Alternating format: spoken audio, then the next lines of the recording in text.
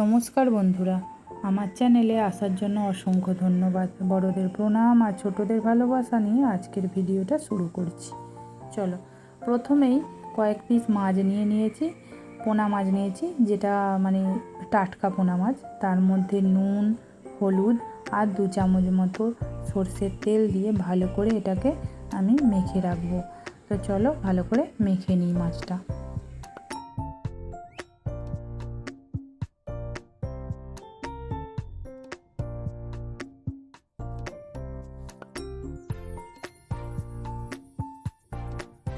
বেশ ভালো করে মেখে নেওয়ার পর আমি এদিকে বাটনাটা রেডি করে নেব। 2 পিস মতো দিয়েছি আদা, আর সাদা কালো সর্ষে, এই 4-5টা মতো গোলমরিচ আর একটু নুন। তবে হ্যাঁ, নুনটা দিয়েছি এই জন্যই যাতে সর্ষেটা তেতো না লাগে। তো চলো ভালো করে এটাকে আমি শিলেতে বেটে নিই। তো মিক্সিতেও বাটতে পারো, শিলে বাটতে পারো। তো সব সময় বড়দের কাছে শুনেছি যে শিলে বাটনার বেশি টেস্ট। তো সে কারণেই আমি এখানে আজকে শিলনোড়া ব্যবহার করছি। চলো এটাকে ভালো করে বেটে নিই।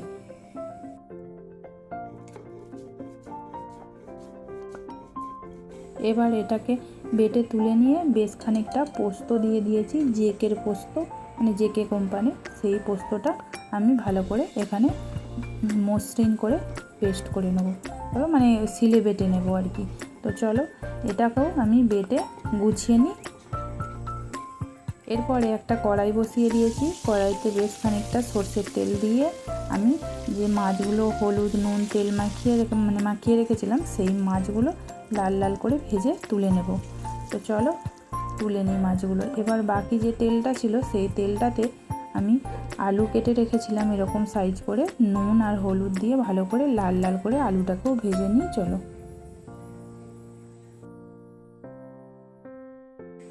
এবার দেখো লাল লাল করে ভেজে নিয়েছি। এবার আলুগুলো আমি তুলে নিলাম। এবার অনেকটা তেল ছিল, বেশ কিছুটা তেল তুলে নেওয়ার পর ওতে কালো জিরে আর গোটা লঙ্কা ফোড়ন দিয়েছি। ফোড়নের পর আমি একটা বড় সাইজের পেঁয়াজ ছোট কুচি করে কাটা ছিল, সেই কুচি করে কাটা পেঁয়াজটা হালকা একটু নাড়াচাড়া করে ভেজে নেওয়ার পর ওই যে সর্ষে আর 2 রকমের আর আদা বেটে রেখেছিলাম সেটাকে আমি ওর মধ্যে দিয়ে দিলাম। তার মধ্যে একটু এদিক ওদিক নাড়াচাড়া করে তার মধ্যে আবার দিয়ে দিলাম হলুদ গুঁড়ো আর লঙ্কার গুঁড়ো। এবার ওটাকে ভালো করে একটু জল দিয়ে নাড়াচাড়া করে মশলাটা ভেজে নিলাম। এবং মশলা থেকে যখন তেল ছেড়ে দিল তখন আমি ওই যে আলুগুলো আগে থেকে ভেজে রেখেছিলাম সেই আলুটাকে ওর মধ্যে দিয়ে দিলাম। এবার দিয়ে আবারও নাড়াচাড়া করে ভালো করে রান্না করে নিলাম। এবার পরিমাণ মতো আমি ওর মধ্যে জল দিয়ে দিলাম যাতে আলুটা সেদ্ধ হয়। এবার স্বাদ মতো নুনও দিয়ে দিয়েছিলাম। ঢাকা দিয়ে বেশ খানিকটা রাখার পর হাফ সেদ্ধ হয়ে গেছে আলুটা।